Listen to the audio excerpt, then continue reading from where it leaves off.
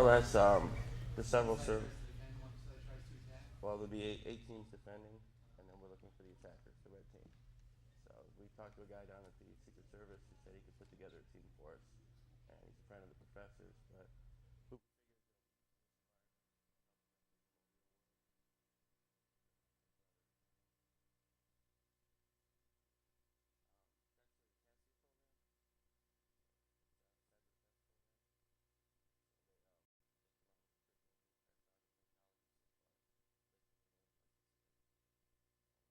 last month to Urbana to the what is it, Information Technologies Institute. So it's a new program they've got down there. And yeah, it was great. Like we had 8 teams going. We had the red team came in, and Keith Meyer is the guy who'll be DJing tonight. He was a member of our red team before, so I'm looking to talk to him, see if I can get him back out in January. But how long has it been running? the second year. It ran last year, and then in January will be the second year.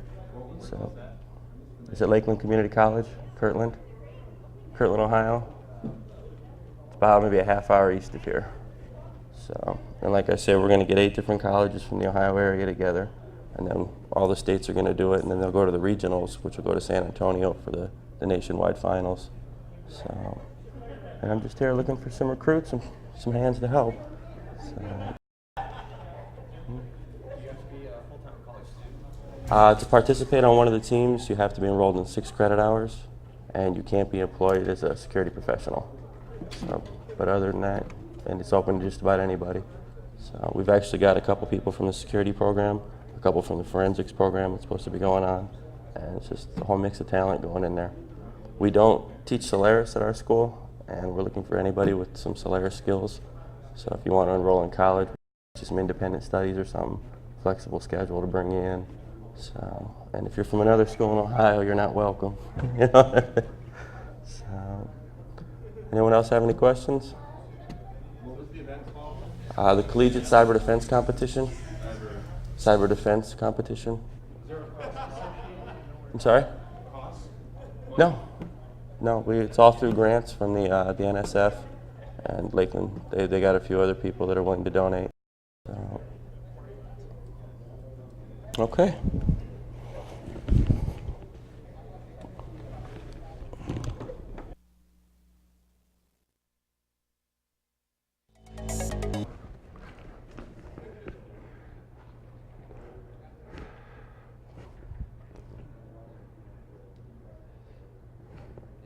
Hey.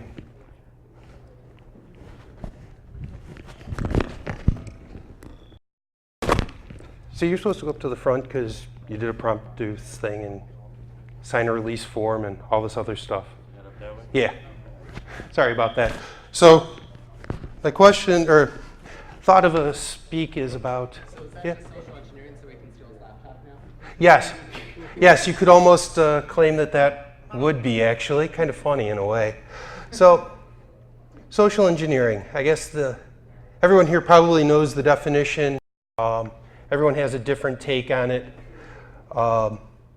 In my case, just the other day, I was having a discussion with a person that's running, I cannot do this and listen to people at the same time.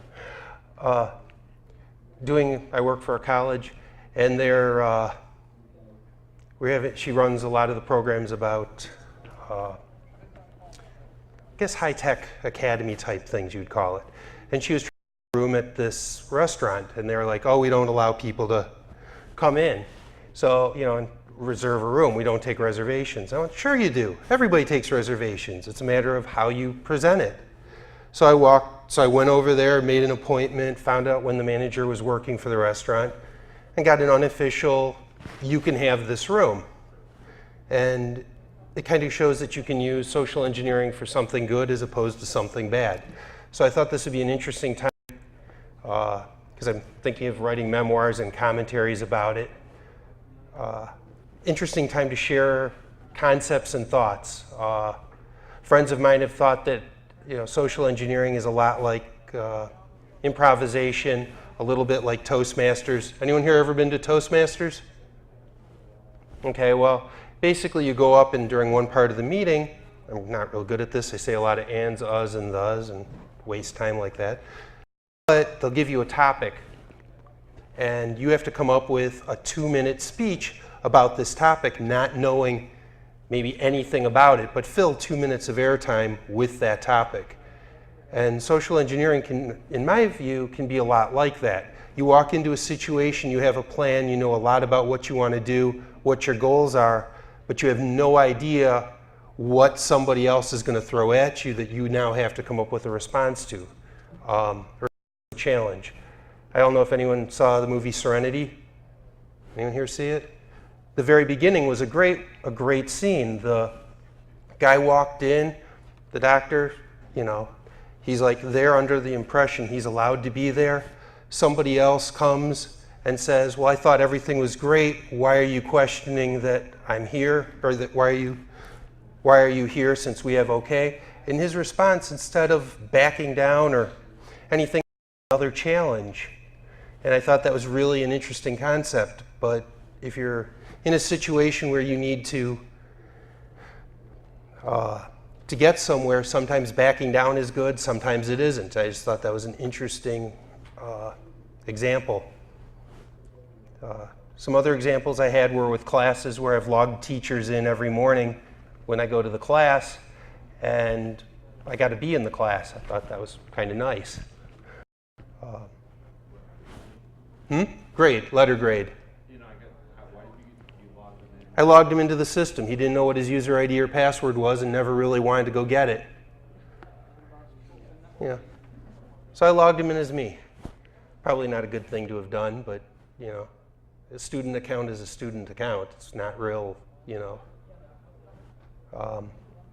Other times I've had where just calling up, for example, Dell Technologies. Did anyone here ever call up Dell? You have to consistently go and answer 1,000 questions about, yes, the light's flashing, no, the light's not flashing.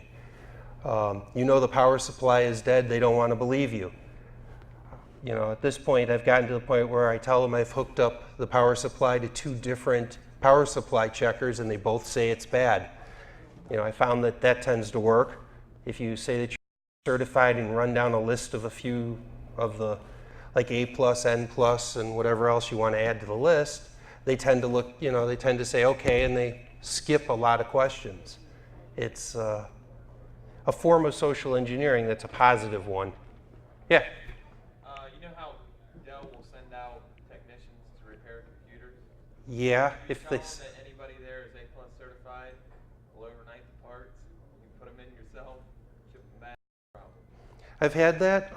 In my case, I don't know how many people dealt with the GX 270s and the bad capacitors, but I don't really want to go through all the work of having to swap out motherboards and power supplies because they both seem to die.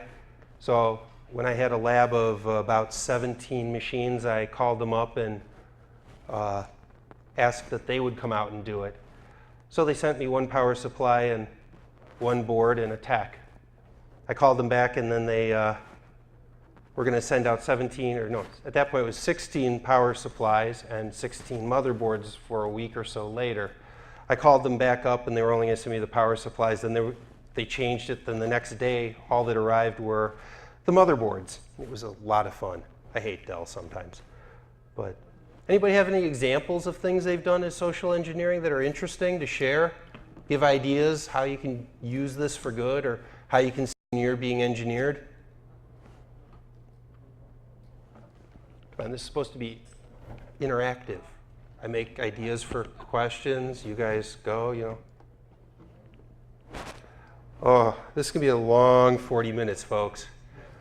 Okay, so the other thing, hopefully the guy will show up. Earlier in the week, last weekend, I wasn't feeling that great, so called up the doctor. He was actually interested in coming because on the week off, I'm usually wearing a t-shirt of Notacon or something like that.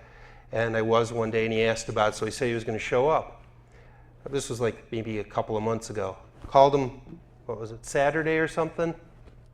We were talking, and after he's like, yeah, just call up the nurse, make an appointment. They'll fit you in sometime Monday if there's time. Well, I reminded him about the conference. Hey, don't forget about the conference. It's coming up, da-da-da. All of a sudden, he's like, yeah, what in at like 8:15 and just tell the girls up front that you talked to me and I'm expecting you. So I did that. Monday morning, 8:15, I'm at the office, got seen just like that. Just because you brought up a relationship. You've made yourself and that person feel warm and comforting. Since nobody's going to give and share things. I also was reading or listening to an audiobook I found online, of course, about sales. And I thought it was really interesting that sales and social engineering are really pretty close. You're trying to sell yourself to this person as their friend, or maybe not their friend, but somebody they want to help to make life easier for them. A bunch of different sales books and things will talk about how you have to find a commonality. Put yourself, like if you're a car dealer and you want to sell car mats to car dealerships, you want to point out how you're part of the car mat sellers for Northeast Ohio, because now he says, wow, you sell car mats, but you're in Northeast Ohio only. I'm in Northeast Ohio.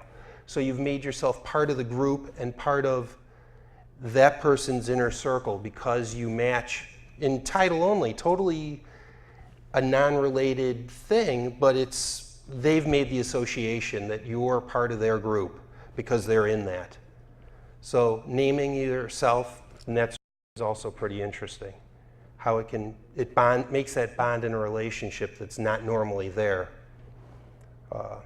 Kind of like this group. A lot of people here have a closeness to other people, not because they know anybody, not because they trust them, because they haven't, in some cases, the people here haven't earned each other's trust, but just because they showed up here, there's an air of trust that you've made with them. Any thoughts, comments, interaction? You're talking about Dale Carnegie's book? How to Win Friends and Influence People? No, but I have an audiobook of that. I love audiobooks. No, this was the who was this? Certified? It might have been the Certifiable Salesman, but I don't remember. It might have been in that too.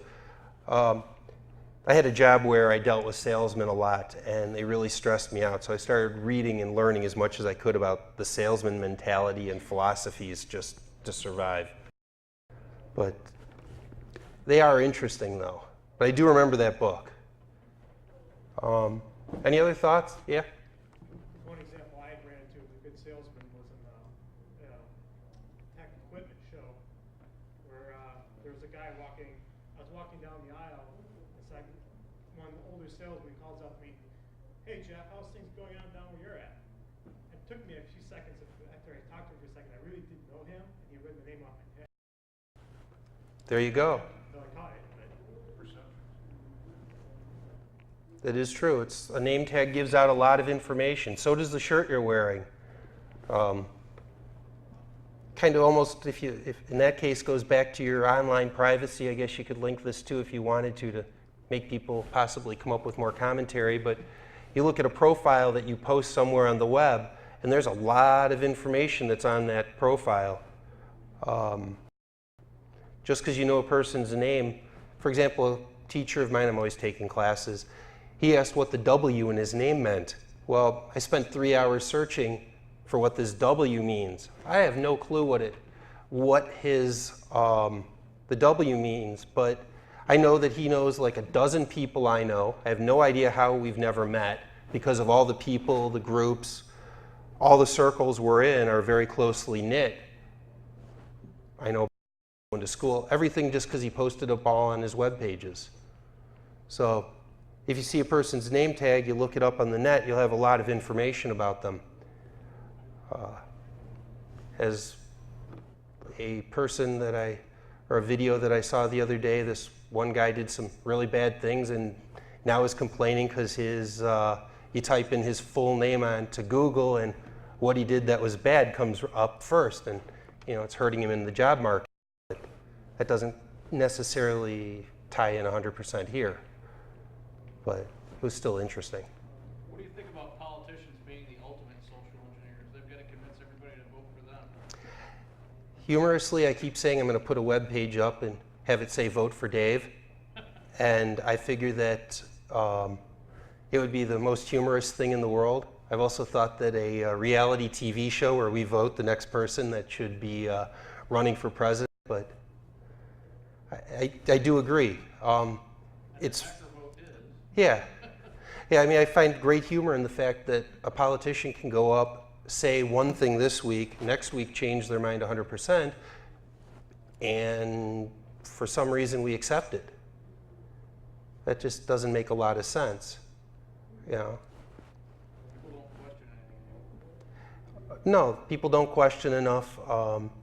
People take a lot of things that just because you put PhD or something at the end of your name, you're given instant credibility at how many people actually check where your PhD is from if it's an accredited school. Nobody background checks like that. It costs money. People don't want to waste the time, the effort. I don't know. Any other thoughts? I'm trying to kill time. Do with those. So it seems that most of the things you talked about are really come down to an appeal to authority, whether it's perceived or actual. And that might be a key element to social engineering is making some sort of appeal to authority, like I have this certification, or I have a PhD, or I know your manager, or whatever. Well, yeah. People want to give over to authority, so if you give them an authority to relinquish to, then they're more likely to go along with whatever program you're setting out for.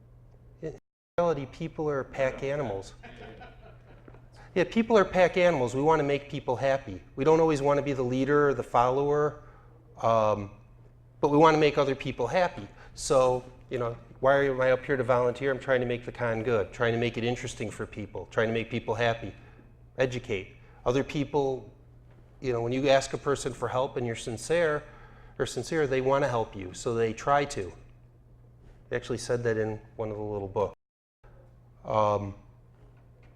But if it's only an appeal to authority, I guess we should all be running around in suits, ties, or the police uniform type things, because that makes people respect you more, supposedly.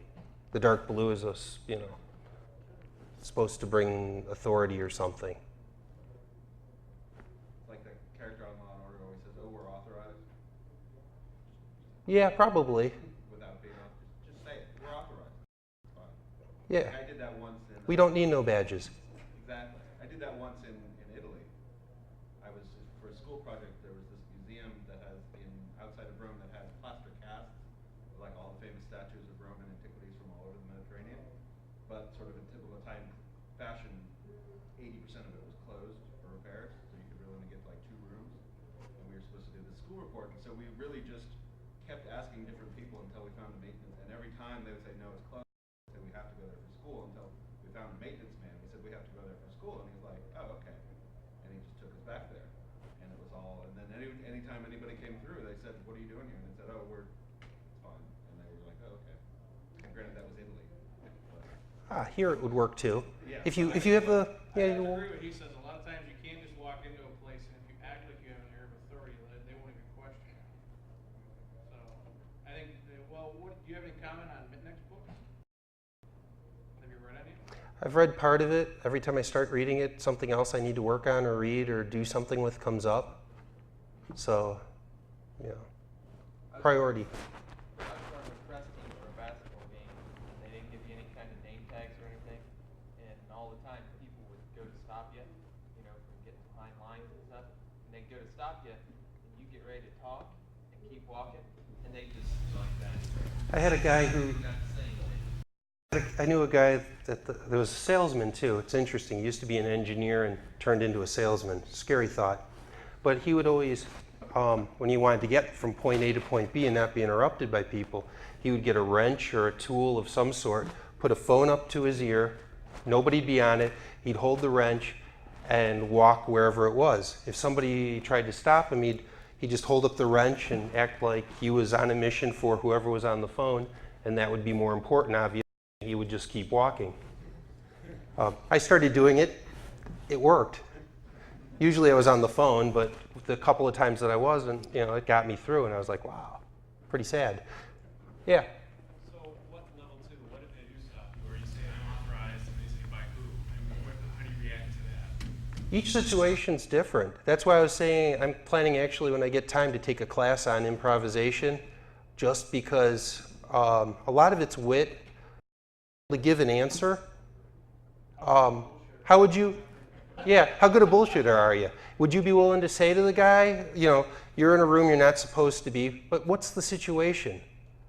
Are you setting up equipment? Are you just hanging out, chilling?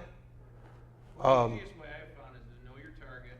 Yeah, I mean, you need more What their background. jargon is, and even though you may not understand what their jargon is, you can still act like one of them by throwing around a lot of words.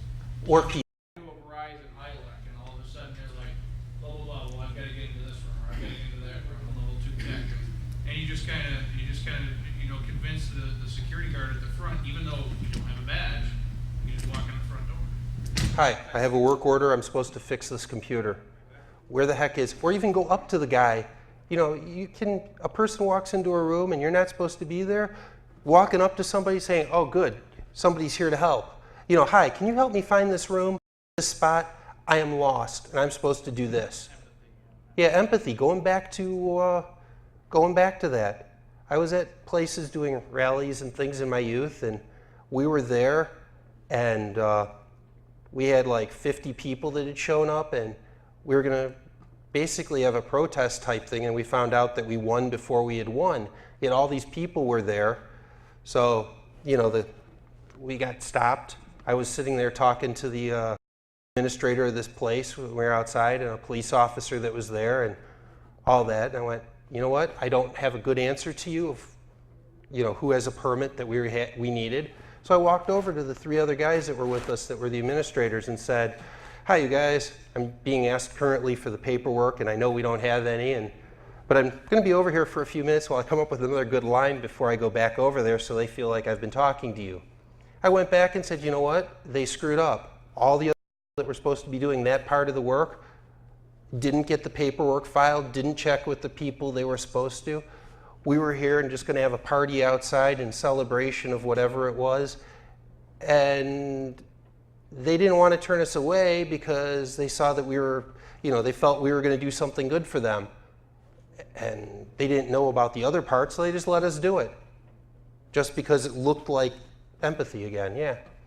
Well, I've also got it too, where I actually got local county sheriffs, and I didn't even know, you know, I didn't know the police structure or how they work, but the one, it was just, you can tell it was a young greenhorn sheriff deputy straight off the line, and he stops and he starts being a real dick to me, and I'm like, do you want me to call Sheriff Tim?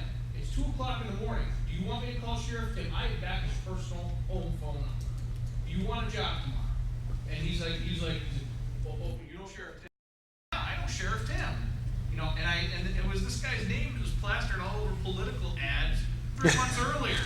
I didn't know the guy, but I just bullshitted my way out of the ticket. He's like, okay, sir, have a nice day.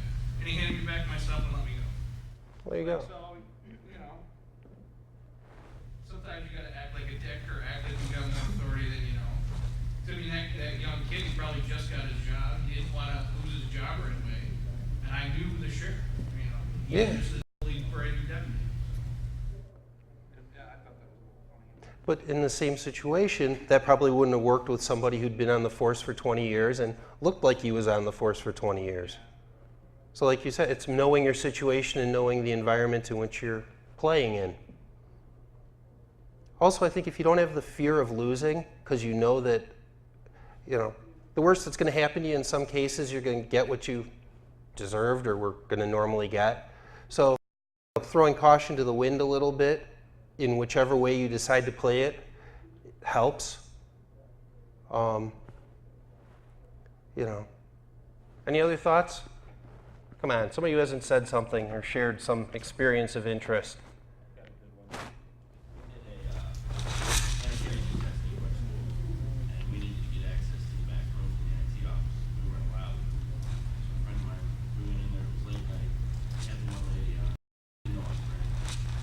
He went in and he had to take his shirt on, pushing the trash.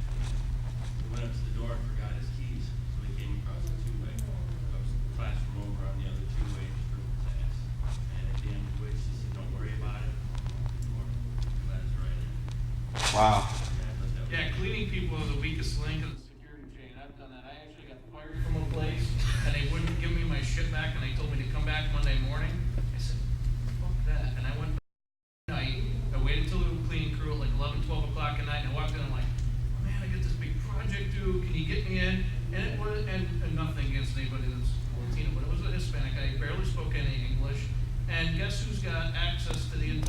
goddamn building, the cleaning crew. Zip, zip, let me back in, I took my crap and hightailed it out of there. Where I'm at, the cleaning crew doesn't have access to our security areas, so A lot of times they leave the doors open. You just walk that's right the reason not to let them in. Cleaning crews are really good at sleeping security. Yeah, that is true. Always be nice to the secretaries and the cleaning crew, I've been told. Makes life a lot easier. Anybody else have something to share of interest? Okay, or even not interest? Yeah. A good example of social engineering is the Breaking Vegas series on the History Channel. Card sharks. Oh, yeah. You know, BS your way on a table when they get onto you. They'll hire strippers to go to the table so that the security guards all focus on them. Meanwhile, they're Oh, yeah. or they'll hire people that have been profiled by the casinos as not being intelligent enough for counting cards, but they've already taught them how to do it, or they use the signals. So was it Ben Mez? Did the book? What's his name? The MIT students. Yeah, I saw that. Yeah, that would make sense, because to me, if I was gonna send somebody in, I'd send in some disheveled-looking bastard that hadn't had a haircut in 4 years, Right. versus somebody that was clean cut that walked up to the table that you would immediately suspect. Yeah, they exploited profiling, they exploited distractions. So they, the strippers, then they'd have just older guys from Texas that are loudmouths, very boisterous, have girls in their arms. Hey, I'm just gonna throw some money down. And meanwhile, these guys are doing their signals, and everybody's focused on this guy that's very outgoing. It's very hard to break into Vegas. They got security everywhere, and they all share data. So if you get profiled in one, you're profiled in pretty much all of them. Right. I grew up in Vegas, and my mother, she worked in the cage. And story which I always found interesting. There was a high roller down there. He was up a couple $100,000 and doing great on the tables. And they called her out, told her to stand at the end of the table. And within 20 minutes of being there, the guy dropped everything he had won. He was superstitious about a woman being at the table while he played. And just her presence there was enough to just throw How that did they guy tell out. that though? Hmm? How could they tell that though? They knew the guy. He was a high roller. Oh, they knew the guy? Profile. They knew he had a thing about women at the table. So Well, I didn't know they had some sort of background or dossier on them or something that they knew that. yeah. Like a mini little CIA in the middle of Las Vegas. Well, it's interesting. Yeah, probably better funded than the government, I'm surprised. They figured out that the green and red colors for craft tables are the two most relaxing. Put the oxygen in to keep you awake, and they don't put clocks on the wall. They've definitely got it worked out. The light always looks like it's about 5 o'clock. That we never realized you've been there for 8 hours. Drinks are watered down. You only get drinks when you're doing good. Otherwise, they leave you alone. You have to almost beg for them. Yeah. Sounds like you've been there before. Once, actually. Yeah, that would Holding make once. sense. You know, I mean, if you're half drunk, then you're not gonna be as intuitive to be able to, gamble. Play correctly. Yeah, play correctly, so you're just gonna blow everything. Yeah, you don't get drinks a lot if you're sitting. The nickel slots don't do real well. You get a little bit more the higher up the numbers are on them. I don't know. Let's see. I'm also supposed to let people know, anybody here in the Cleveland or this area, Tri-C, Cuyahoga Community College is also doing a forensics class this summer. I have some pamphlets. There are some upstairs in the free stuff room. So prices are reasonable. 2-day class is going to be like $200. The 1 week is, I think, like $700. Taught by a guy that's kind of local to this area, a really good guy. Took the class with him, learned a lot. What's his history? What's his history? You know his. Glenn. Yeah. He used to be a forensics Investigator for the Department of Labor, and he's retired. And he teaches a lot of classes. He traveled around the country doing forensics classes. He's currently the president of the HTCIA of the United States, at the High Technology Crimes Investigation. I don't know, he's got a lot of numbers behind him. He knows his stuff. Yeah, he's good. I took a 3-hour thing with him and learned a lot. I was real impressed. So I had to officially say that just so that I can check off one of those things at work that I promote the college at public events. So anybody that's local, that's curious, see me or try to find one of the flyers. I have a few in here with me. Any other comments, thoughts? You mentioned that guy on Google was having a hard time finding a job. Were you at that conference yesterday morning? Yeah. That was the one who got the end of it. You were there? Yeah. Wait a minute, saw that. Yeah, I thought that was worthy of bringing up because I thought it kind of fit. I was wondering if anyone was going to catch that reference or not, and oh well. That's good. At least people are listening then. Supposedly there's those little tickets I can hand out too. We're here.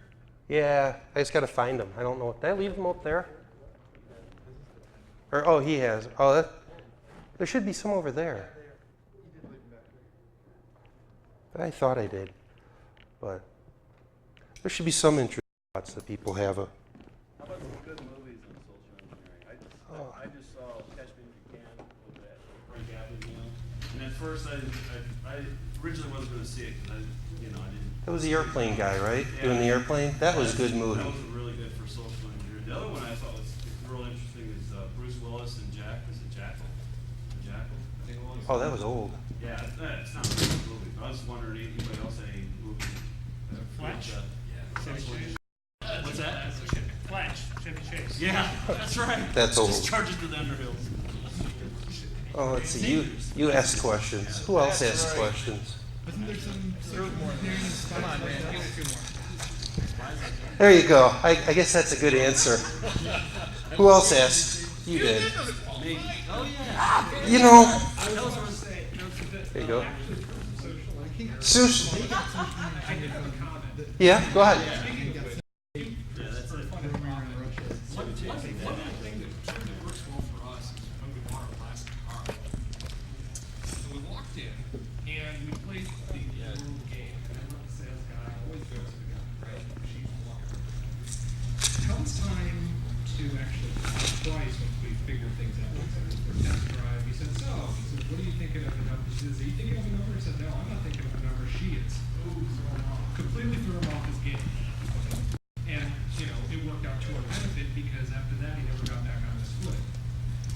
The other comment I had, and we kind of walked in late, so but I think this has already been covered, but sometimes the low-level employees or the field techs are the guys who really, that I've already had a lot of luck with. Getting information, getting keys, getting things like that. In terms of, you get them talking, you sympathize with them, this information, and I know with all sorts of, like, just the local, let's say AT&T now, SBC, high cap guys, most underpaid, overworked, at least in my area. You get them talking, you can find out all sorts of information that you never thought you'd get. I keep, at my house, I keep getting phone calls from, I guess my house number must be really close to some government help desk number. And I just keep wanting to say, yeah, I can do that. What's your user ID? What's your current password?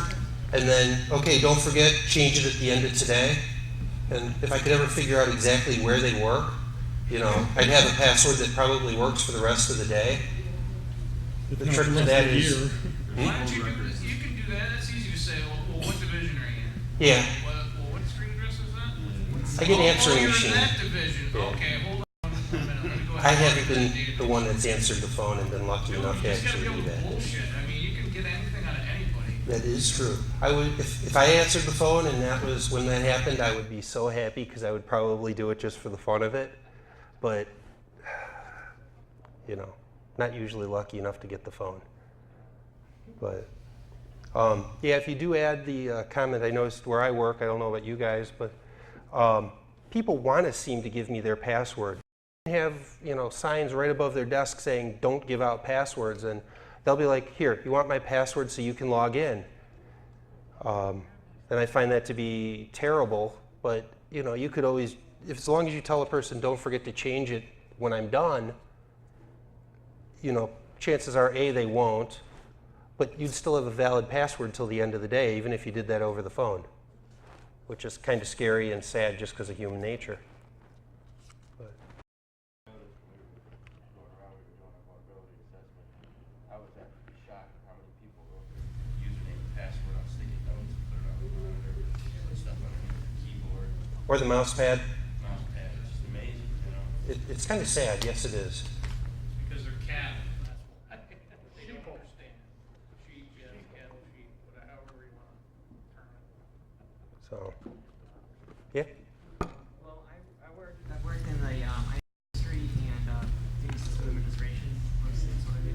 So I deal a lot with, you know, telcos calling in problems and stuff, and trying to deal with net, you know, level 1, trying to get stuff done. Well, what I found is that they oftentimes will give you like phone numbers directly to the central offices, and you know, by accident, like they meant for you to call, or when somebody calls you from the central office and you get off the caller ID. So I just keep a list of all like the central office phone numbers, and so oftentimes I can call in to the central office and they don't ask for any ticket, ID, or anything. They just go and check. when I'm Yeah, looking because for it. that's whole security through obscurity. They expect that if you already know the number, that you must be high enough on the food chain that you don't. Yeah, you can even get them to tap lines, because they can come in, you know, like like you got channelized T1s coming through or whatever. They can come, if that's like a PRI, they'll come right on, and they'll like, you can hear them listening to the audio on each channel, so you can be like, hey, can you check this channel? So if you knew a certain T1 that you were to get information from, call right in and they can tap it because they think they're looking for something you're calling for. That's pretty cool. Yeah, I had just the ability to do it from the PBX where I was at when I did a lot of phone work. But any other thoughts, comments? I still got to use up more of these tickets. I'm not allowed to keep them. What are the tickets for? The tickets are for, yeah, that's right. We've got a sponsor raffle upstairs. Yeah. There's a bunch of there's a bunch of tubes. You pick which raffle. They're supposed to label, I think, what prize is for which tube.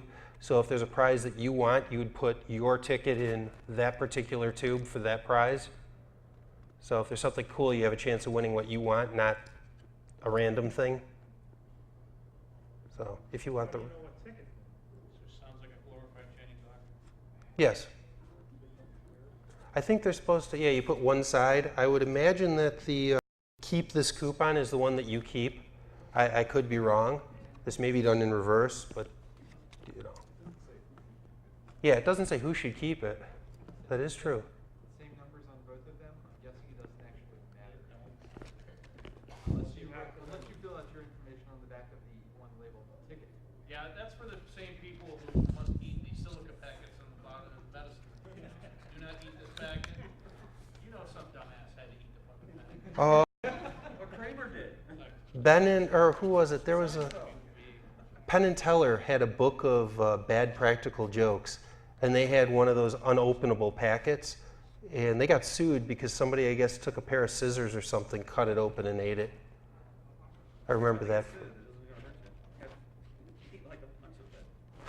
Because obviously whoever claimed that it was unbreakable must have gotten pissed that now they got outed on television or something.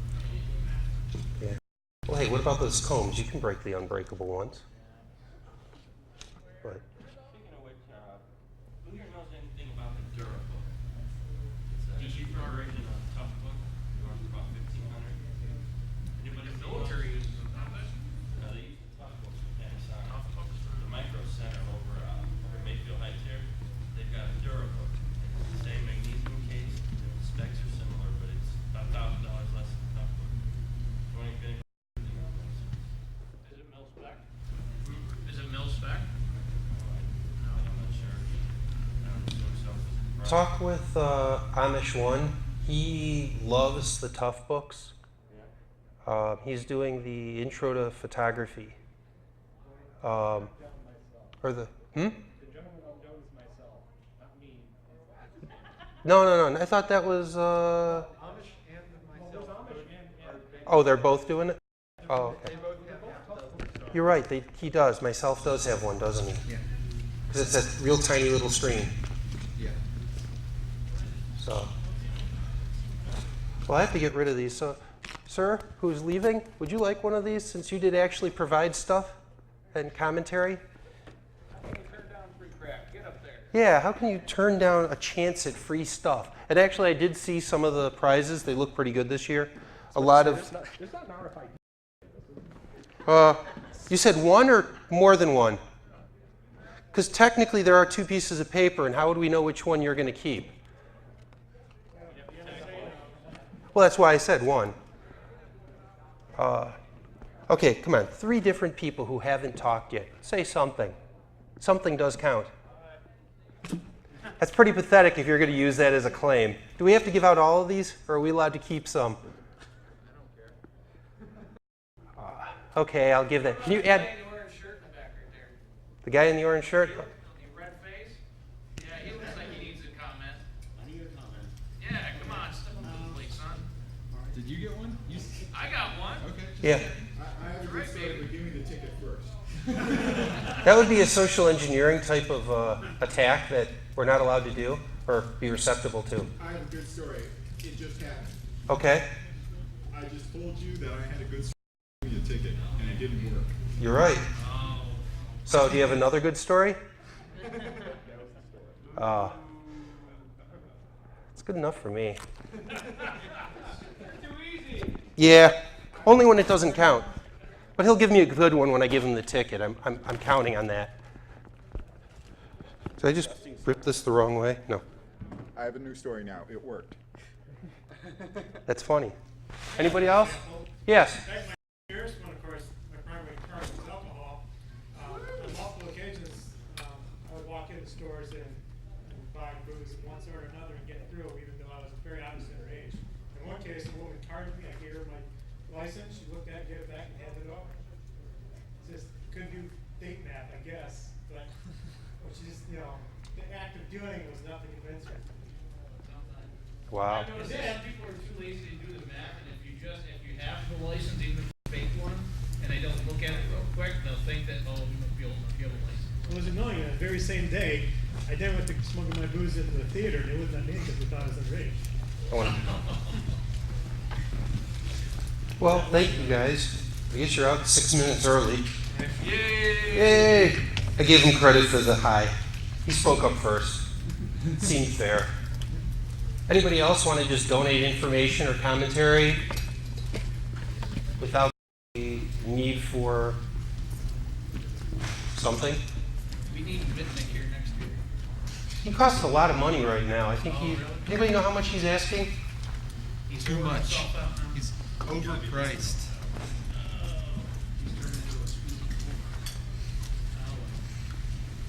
Okay, well, that should do it. Thanks. Thank you.